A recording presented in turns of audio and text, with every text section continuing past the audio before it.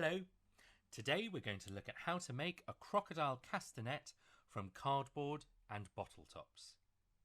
For this week's animal theme, we thought we'd make a crocodile castanet to go along with it.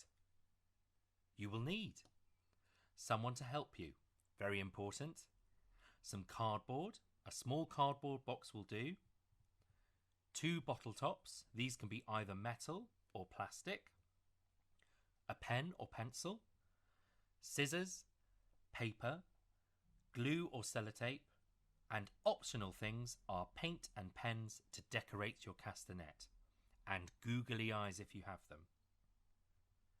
Step 1. Draw a long rectangle on your cardboard. About as long as a 12-inch ruler is a good size. Ask your helper to cut out your rectangle using the scissors. Step 2. Decorate your crocodile castanet using paint, pens, or whatever else you have to hand. Maybe try first colouring the whole of one side green, then adding some dots in different places using a different colour. If you have a pair of googly eyes, you can stick these on as well.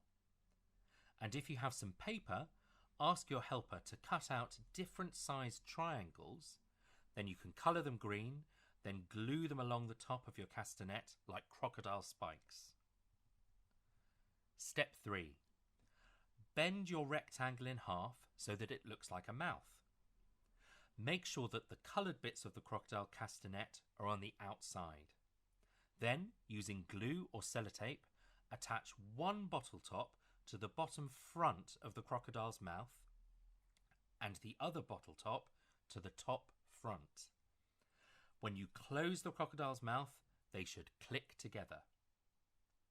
Step 4. You're all done. You can play your crocodile castanet by holding it with your fingers on top and your thumb underneath.